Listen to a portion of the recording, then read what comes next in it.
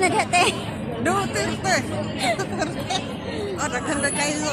Di ka niya itong harap na.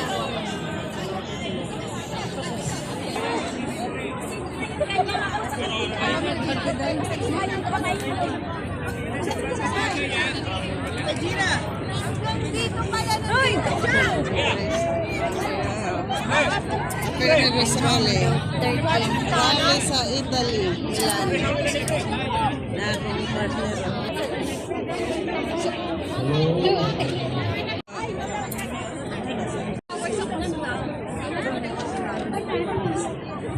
Karamang kate, dara kamang body.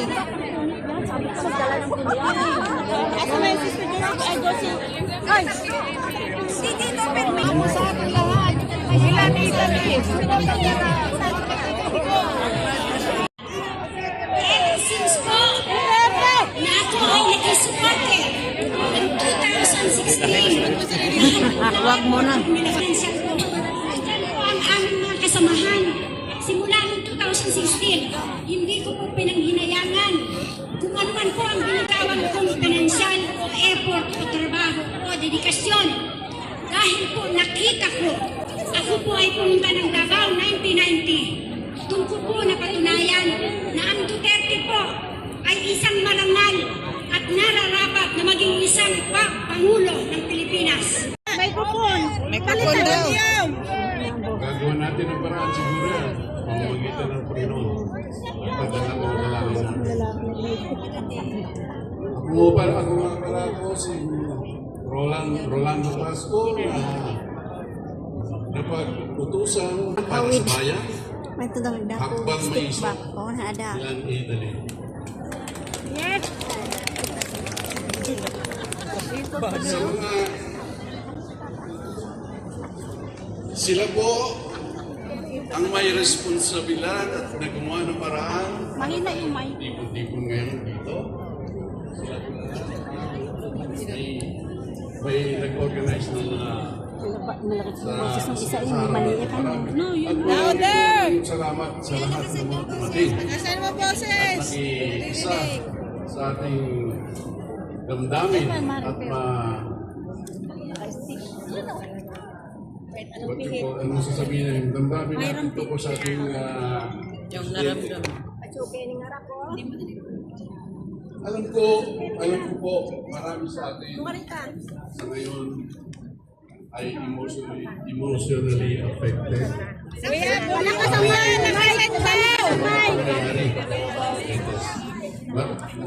Nandun na po ang galit sa loob ng puso natin. Alam natin yan, isa't isa bawat sa atin.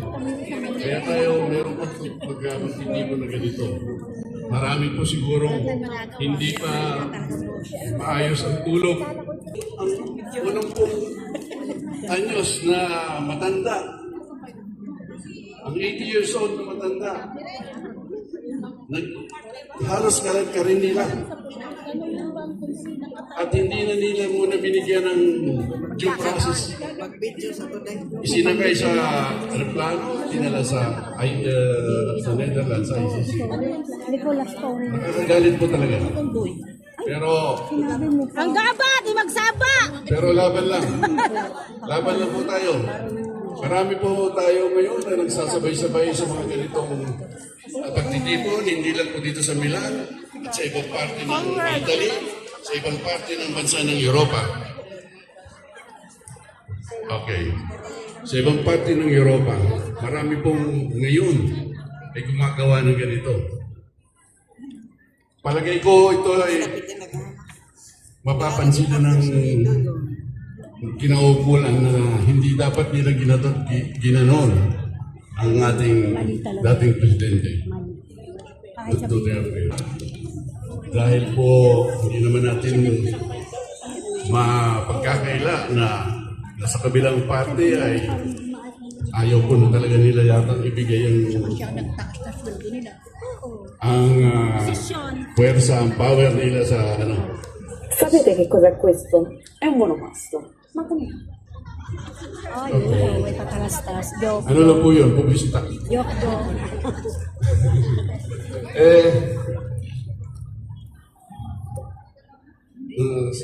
Sa ating tipon-tipon na ito, ay pilitin po natin maging mahinahon tayo, maging peaceful yung ating na hindi po tayo distract ng mga at iwasan po natin makipag-engage kung meron ng tao dyan na meron ng bilang na iwasan po natin yan. At tuloy lang po natin ang ating gawain, ang ating pinaglalaban.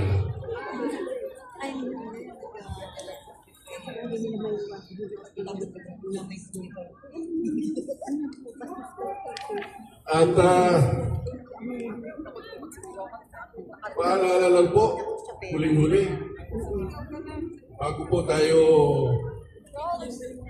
mag-iwa-hiwalay, kung maaari po, huwag tayo mag-iwan ng mga basura, ng mga plastic na bottle ng meron po dyan na iikot na may dalang plastic bag para doon po natin ilagay ang ating basura.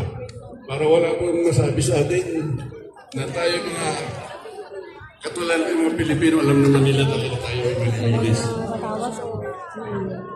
Hindi tayo mag-iwan ng basura.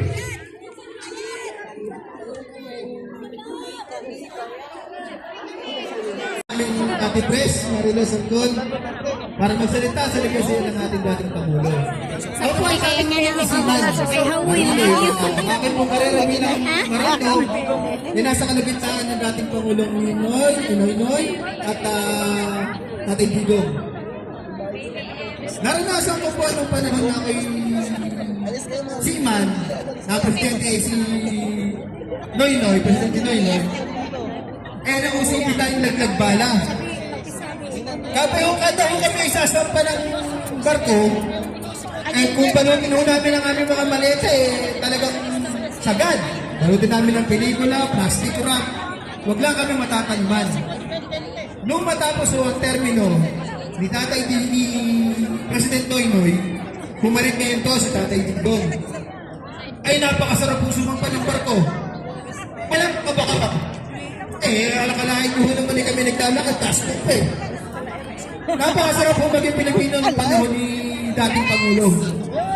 Ngayon, ako naman siguro pare-parehas tayo nararamdaman. Siguro kayo rin. Pakiramdam natin, naputol tayo. Sobra pa sa budol! Sobra pa sa budol! Wala akong pinagsisihan, sabi ko nga sa lahat ng na-post ko sa Facebook. Maliban lang ngayon na sinuportahan ko pumalit sa aking Pangulo. Nararamdaman ko po ang sentimiento ng lahat. Sobrang masakit. 80 anos na ho yung tao, hindi na nirespeto. Yes! Yes!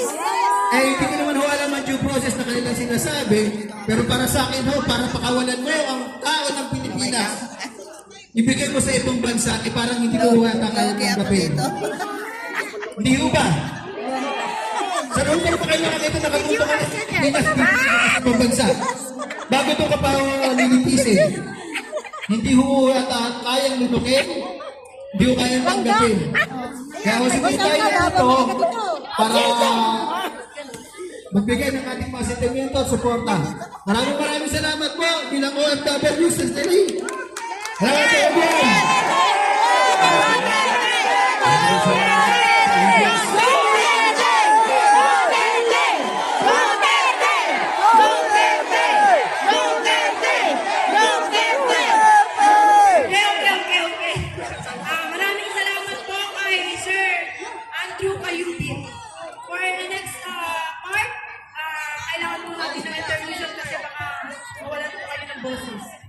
Hindi tayo ba yan?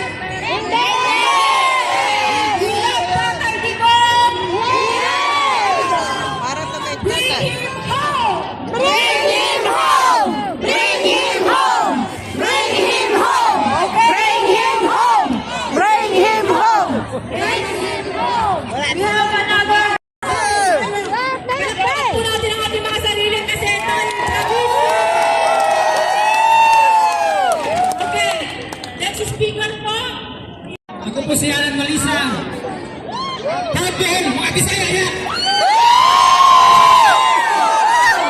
Bisaya mo!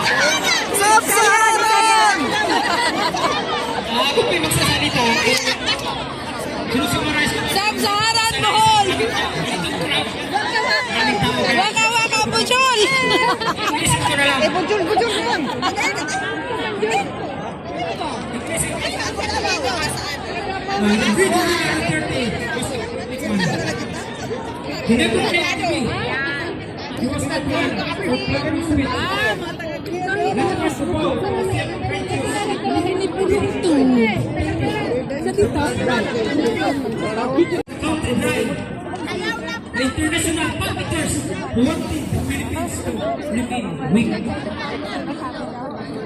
dependent and submissive. And now we cannot submit. Jay, nandito kami sa harapan. The 30 knew that the fight against them Oo, dito sa harapan nung nagsasalita. right would be brutal. He knew the rest. Knew the standard is strong. Bring him home. Yan naman po, dito na He po. chose to fight. Not for him, Ano siya si but Joe? for this nation. Laban. Kulang pa yan ng isa. Yung mata. Siguro gamay na. Teka, ganyan mo pang dapin na isa. Basta na. Deep lack for power. But out of unshakable love of this country, Di ba rin ang stick ba? I pay the highest price. Hindi ko maintindihan. He never regret because in his heart, Ay na, no matter the static of himself, dito ko he thinks of the future and is willing to sacrifice everything to protect it. Now they are once in the darkness of Oo, battles. yung migraine. Will we just stand by and watch? They are just and condemned.